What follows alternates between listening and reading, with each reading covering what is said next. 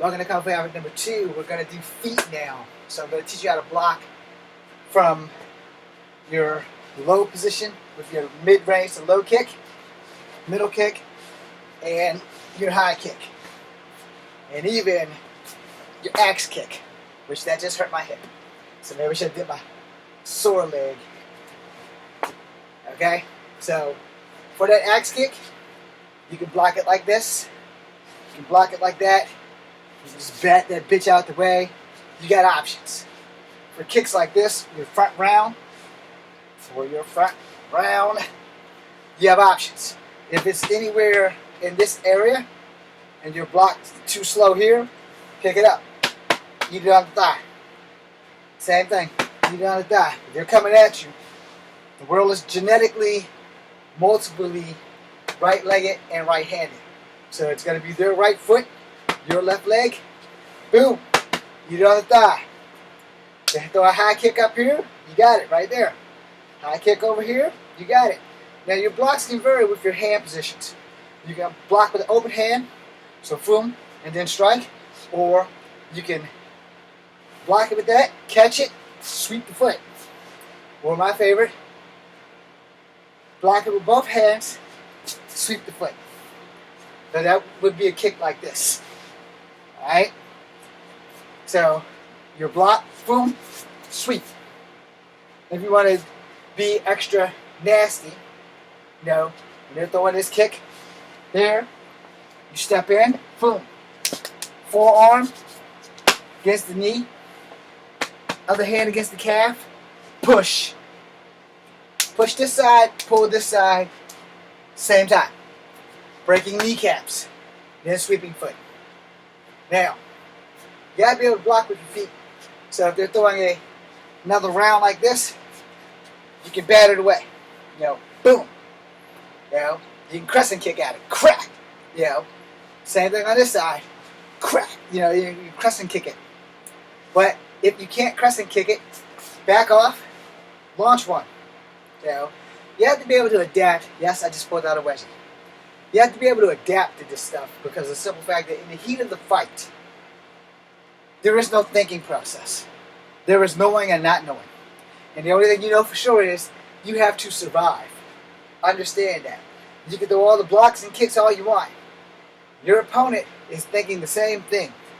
Unless your opponent's a dick or a douche and just decides he's going to try to beat the holy shit out of you anyway.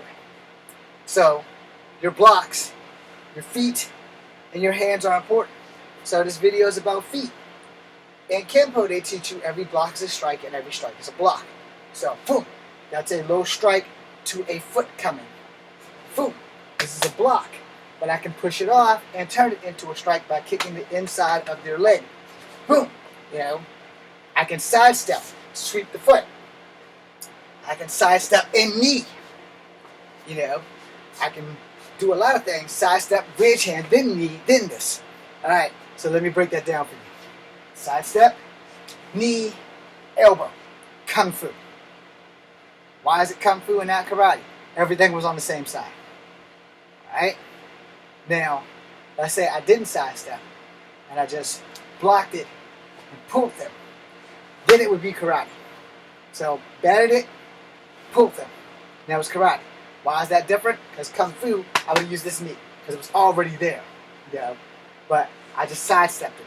So if I sidestepped them and I threw the knee would be powerful, so that would turn it into karate, versus the knee being direct, which would be Kung Fu. Because the knee was already there, I just need to get him in a position. But you might not be able to get them in the position, so you have to change up your style. In most fights, you will change up your style in the middle of a fight and you won't even know that you've done it. Because in most fights, this is how this works. You use what works at the moment it is needed, not after the fact. I should have did this. I should know. You should have been ready. That's what you should have been. Because you have to be able to adapt in a fight come hell or high water. Elbow, knee. Now, they are part of your arsenal depending on what martial art you taught. And if you haven't been taught that, it's no different. You can still learn it by practicing it. Study someone who is a knee specialist, someone who studies Muay Thai. There are a lot of knees and elbows in Muay Thai. There's a lot of knees and elbow in kickboxing.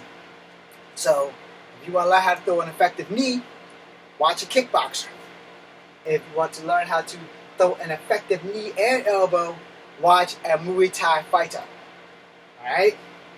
Now, Muay Thai is also good at jumping knees. So, boom! Yeah, those jumping knee attacks. Boom! However, let's correct that misconception there. A knee is still an arsenal weapon used in multiple martial arts. It is not just a Muay Thai thing anymore. Now, when Muay Thai first started busting out on the scene, you kind of owe it all to Van Damme and kickboxer. Right? All of a sudden, everybody started taking up Muay Thai because of Van Damme and kickboxer. I'm a kid of the 70s, 80s, and 90s, so trust me when I tell you, no one knew what the fuck Muay Thai was if you didn't live in Thailand before kickboxer came out. Unless you watched some old Bruce Lee movies.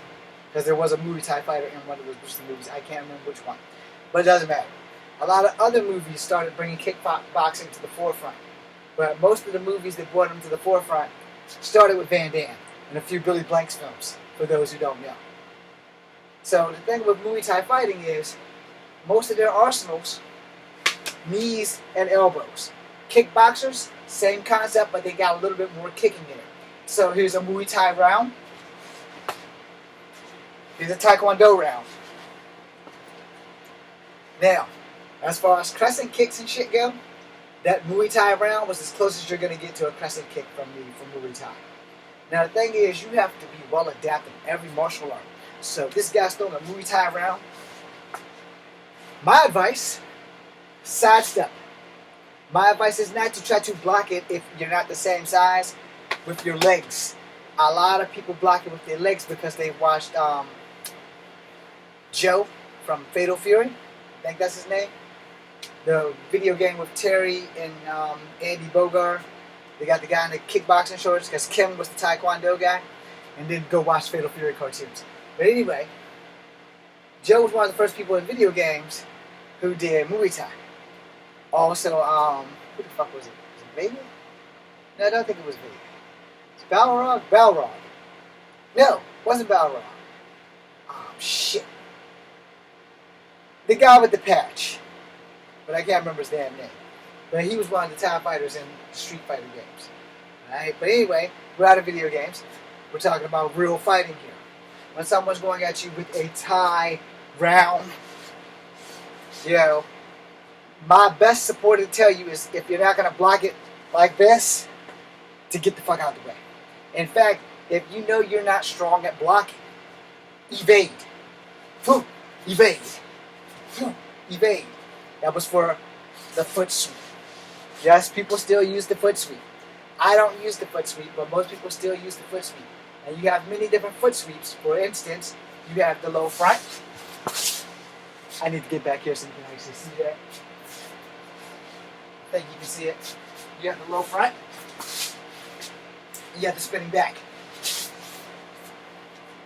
And then you have the high foot sweep, which generally is going to catch calves. Yeah. Now, if you're going to do the high foot sweep, you should probably be able to follow it up.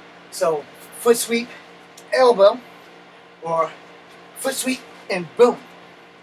When I was younger, I was a lot better at that. So, basically, this, you swept the foot, and you put it back around. Alright? Probably can see that in a movie somewhere. Now, there are many takedowns to foot sweeps, too. So, a good way to stop a foot sweep is to damage the sweeping foot that's sweeping your foot by jumping up and nailing them in this area. I would be better if I had an opponent to show you, but I don't want to break anybody's leg. However, it can be done. Do I recommend it? Only in real life. Yeah. Things you gotta learn about fighting is that most people are gonna fight you are not gonna fight you with honor. They're going to fight you to hurt you. Now, if you're in a controlled environment, that just makes you a bad sport. If you're in the streets, anything goes. So, therefore, I want to end this video on a soft, sensible note. In any form of martial art combat, whether it's in the sport fighting arena, complete with rules and stuff like that, you need to understand the principle of fighting with honor. Fighting with honor in sports means you know how to bow out gracefully. In the streets, most people don't fight you with honor, and they're going to try to hurt you. My job is to tell you that you can still fight with honor, but you're going to have to go to the dark side of honor, because sometimes that SOB on the other side of that battlefield could care two shits about honor. So peacefully, I suggest that if you, one, don't get into street fights, you probably wouldn't have any problems. Two, if you know how to fight before you get into a fight, you will probably come out on top. And three, most importantly, don't fight if you don't have to. Use your brain. It may help. That probably should have been lesson number 1. I'm going to make one more Kung Fu video. Thanks for watching.